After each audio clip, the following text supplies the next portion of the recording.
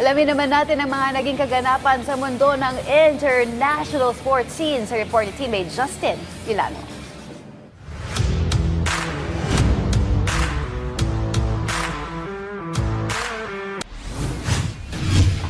Sa tennis, patuloy ang matinding dominasyon ni world number 1 Jannik Sinner matapos masungkit ang kampyonato sa Italian Open sa pamamagitan ng 6-4, 6-4 na panalo kontra kay Casper Ruud sa finals na ginanap sa Foro Italico. Higit pa sa pagiging kauna-unahang Italian men's champion sa torneo, mula kay Adriano Panatta, may 50 taon na ang nakalipas. Naging pangalawang lalaking manlalaro rin si Sinner, sunod kay Novak Djokovic na nakakompleto ng lahat ng siyam na Masters 1000 titles, ang pinakamalalaking tournament sa labas ng Grand Slams. Pinalawig din ni Sinner ang kanyang winning streak sa 29 na magkakasunod na panalo at hindi pa nakakatikim ng pagkatalo mula nang matalo kay Jakub Menchik sa quarterfinals ng Qatar Open noong February 19. Dala ang malinis na 17-0 record sa clay court ngayong taon. Tutungo si Sinner sa French Open na magsisimula sa May 24. Samantala, nananatili ring dominante si Sinner laban kay Ruud matapos mapanatili ang malinis na 5-0 head-to-head record sa kanilang mga pagtatagpo.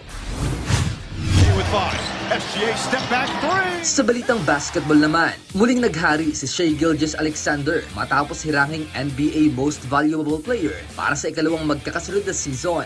Kasunod ng isa na namang kahangahangang kampanya para sa defending champion Oklahoma City Thunder. Dahil sa landslide na pagkapanalo sa botohan, naging ikalimang aktibong manlalaro si Gilgeous-Alexander na nakasungkit ng magkasunod na MVP awards. Isa rin siya sa 7 manlalaro sa nakalipas na 40 taon na nakakuha ng higit sa isang MVP bago mag 28-year-old. Sa edad na 27, nagtapos si Gilgeous-Alexander bilang ikalawa sa NBA scoring race sa average na 31.1 points kada laro habang nagtala ng career best 55.3% shooting mula sa field. Nag-ambag din siya ng career high 6.6 assists para sa Thunder. Ika-4 na sunod na season din ito na napasama si Gilgeous-Alexander sa top 5 ng MVP voting. Mula sa pagiging ikalima noong 2022 to 2023, ikalawa noong 2023 to 2024, hanggang sa magkasunod na MVP title sa nakaraang 2 taon. Naging kauna-unahang manlalaro din siya mula kay Michael Jordan na nag-average ng hindi bababa sa 30 points sa 4 na magkakasunod na season.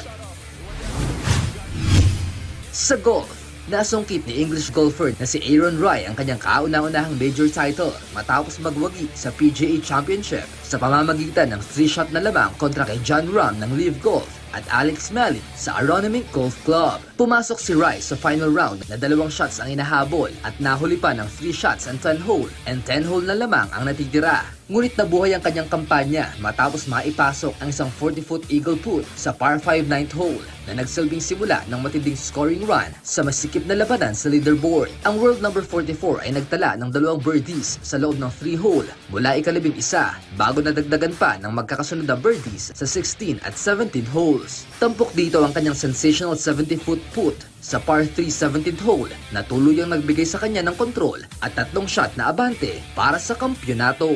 Justin Ilano para sa Pambansang TV sa Bagong Pilipinas.